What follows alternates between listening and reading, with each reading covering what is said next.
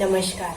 आप सबको अक्षय तृतीया की शुभकामनाएं। अक्षय तृतीया या आखाज तीज वैशाख मास में शुक्ल पक्ष की तृतीय तिथि को कहते हैं। पौराणिक ग्रंथों के अनुसार उस दिन जो भी शुभ कार्य किया जाता है उसका फल अक्षय मिलता है। अक्षय का अर्थ होता है जो कभी खत्म ना हो, और इस दिन ऐसा कहा जाता है कि अक्षय तृतीया वह तिथि है जिसमें सौभाग्य और शुभ फल का कभी क्षय नहीं होता।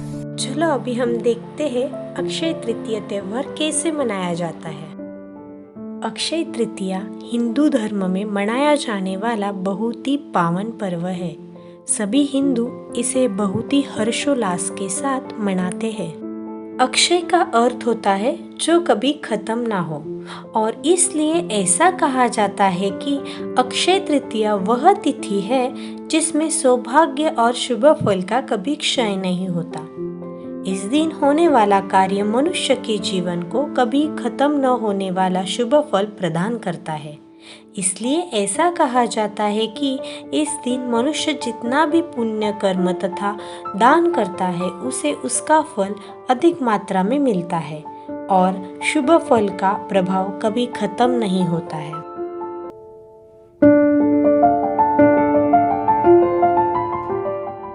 त्रेता युग के शुरू होने पर धरती की सबसे पावन मानने जाने वाली गंगा नदी इस दिन स्वर्ग से धरती पर आई।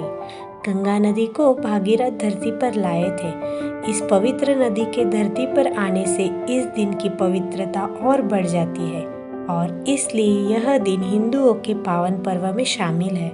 इस दिन पवित्र गंगा नदी में डुबकी लगाने से मनुष्य के पाप नष्ट हो जाते हैं।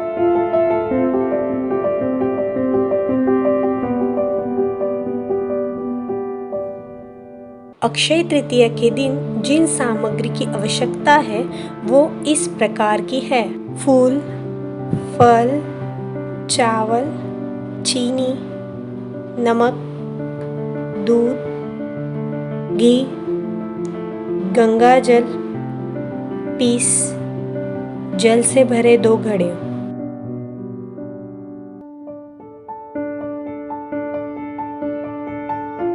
अक्षय तृतीया की तैयारी करने के लिए सबसे पहले दोनों घड़े धोकर पूजा के लिए रखे जाते हैं। उसके बाद में चौरंग के ऊपर रखते हैं। बाद में घड़े को जल से भरा जाता है और घड़े के मुख पर मूली बांधी जाती है। स्वस्तिक बनाया जाता है।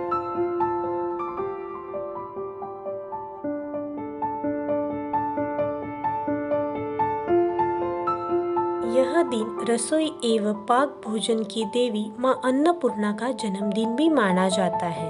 अक्षय तृतीया के दिन माँ अन्नपूर्णा का भी पूजन किया जाता है, और माँ से भंडारे भरपूर रखने का वरदान मांगा जाता है। अन्नपूर्णा के पूजन से रसोई तथा भोजन में स्वाद बढ़ जाता है।